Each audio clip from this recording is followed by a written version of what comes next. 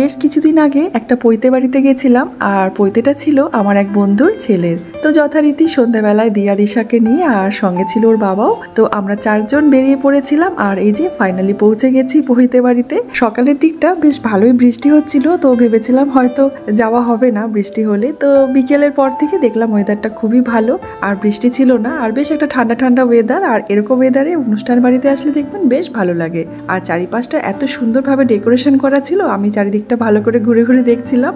আর তারপরে যার পৈতে ছিল আজকে তাকে গিফটটা দিয়ে এই যে চলে আসলাম একটু বসার জন্য। তো এই জায়গাটাতে বিভিন্ন রকমের স্টার্টারের স্টল ছিল, তো বেশ ভিড়ও ছিল। একটু যখন ফাঁকা হলো তখন আমরা একটু এগিয়ে গেলাম স্টলের দিকে। তো নানা রকমের খাবার ছিল, যা থাকে, চাট ছিল, তারপরে ফিশের একটা খুব ভালো আইটেম ছিল। তো সবার প্রথমে একটু কোল্ড ড্রিঙ্কস নিলাম, তো দাঁড়িয়ে থেকে মানে কোল্ড ড্রিঙ্কসটা খাচ্ছিলাম আর আমরা একটু গল্পও করছিলাম।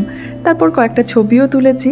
আর আমরা যেহেতু সেই দিনই ফিরেছিলাম শিলিগুড়ি থেকে বাস ধরে দুর্গাপুরে, আমরা তো কার্শিয়াং গেছিলাম, আপনারা তো জানেনই।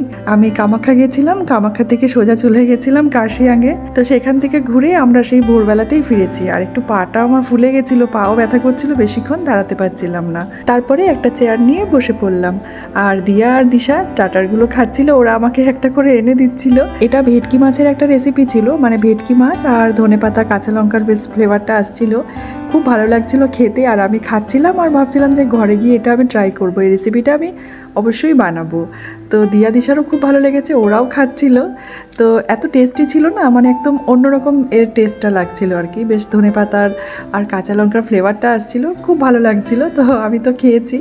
আর একটা চাট এনেছিল, তো অল্প একটু করে টেস্ট করেছি, ব্যাস আর কিছু খাইনি, কারণ প্রায় রাত 9টা মতো বেজে গেছিলো। এরপরে রাতের আবার খাবারটা খেতে হবে, তারপর বাড়িও যেতে হবে। তো সেই কারণে ওখান থেকে বেরিয়ে আসলাম আমরা, সামনের দিকটা একটু ঘোরাঘুরি করছিলাম, একটু হাঁটাচলা করছিলাম। তবে কিন্তু আজকে ওয়েদারটা বেশ ভালো ছিল। আর যেহেতু আমরা সেই দিনই ফিরেছিলাম, মানে সকাল 7টা নাগাদ আর কি দুর্গাপুরে নেমেছি, সারা রাত জার্নি করে আসা হয়েছে বাসে ওই পা ঝুলিয়ে বসে বসে। তো আমার তো পা একেবারে ফুলে গেছিলো, তো ভাবতে পারিনি যে আবার এখানে আসতে পারবো। একবার ভাবছিলাম যে না আর যাবো না, মানে ভালো লাগছিল না, টায়ার্ড ছিলাম সকালটা। তারপর দুপুরবেলা খাওয়া দাওয়া করে একটু রেস্ট করার পরে সন্ধ্যাবেলাটা দেখলাম একটু শরীরটা ভালো লাগছে, তারপর রেডি হয়ে চলে আসলাম দিয়া দিশাকে নিয়ে। তো এই জায়গাটা একটু ঘোরাঘুরি করে কয়েকটা ফটো আর একটু ভিডিও নিচ্ছিলাম। তো আসামে গিয়ে আমাদের এই 4-5টা দিন বেশ আনন্দেই কেটেছিল। কামাখ্যা মায়ের পুজো দেওয়া, মায়ের দর্শন করা থেকে শুরু করে তারপরে সেখান থেকে হঠাৎ করে আবার প্ল্যান করে চলে যাওয়া কার্শিয়াংয়ে, মানে এই কটা দিন খুব ভালো কেটেছিল, মনটাও খারাপ লাগছিল। তো তারপরে এসেই আবার আজকে এখানে চলে আসা। তো যাই হোক, সব মিলে ঝুলে বেশ আনন্দে কাটছে দিনগুলো, সময়গুলো যেন এইভাবেই কেটে যায়, হাসি মজা করে আর আনন্দ করে, তাই না? তো এই হলো সেই বাচ্চাটি যার পৈতে ছিল। প্রথমে যখন এসেছিলাম এই জায়গাটা খুব ভিড় ছিল, তো সেই কারণে তখন আপনাদেরকে দেখাতে পারিনি।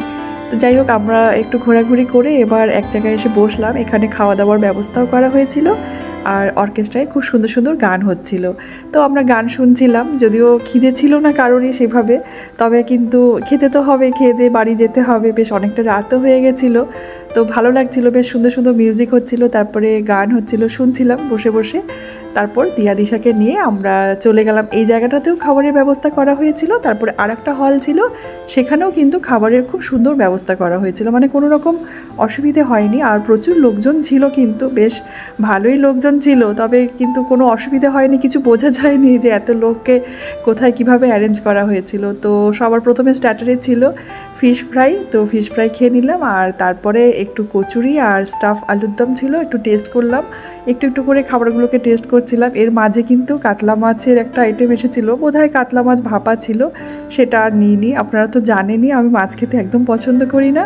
তো গলদা চিংড়িটা অল্প একটু খেয়েছি, তারপরে মাটন আর ছিল পোলাও। তো বাসন্তী পোলাওয়ের সাথে মাটনটা আমার খুব একটা ভালো লাগে না, আমার তো সাদা ভাতের সাথেই মাটন বেশি ভালো লাগে খেতে। সবার লাস্টে চাটনি, পাঁপড় আর মিষ্টি খেয়ে নিলাম। আর খাওয়ার পরে এই যে আবার বেরিয়ে চলে এলাম বাইরে, একটা পান নিয়ে নেবো, কারণ খাওয়ার লাস্টে পান খেতে আমার খুব ভালো লাগে। তো আমি নিয়ে নিলাম পান, আর দিয়া আর দিশা চলে গেছিলো একটু কোল্ড ড্রিঙ্কস আর আইসক্রিম খাবে বলে। তো বন্ধুরা, আজকের ব্লগটা তাহলে এখানেই শেষ করছি। ভিডিওটা ভালো লেগে থাকলে লাইক, কমেন্ট এবং শেয়ার করতে ভুলবেন না। আপনাদের সামনে আবার হাজির হব নতুন কোনো ব্লগ নিয়ে। আপনারা সবাই খুব ভালো থাকবেন, সুস্থ থাকবেন, ধন্যবাদ।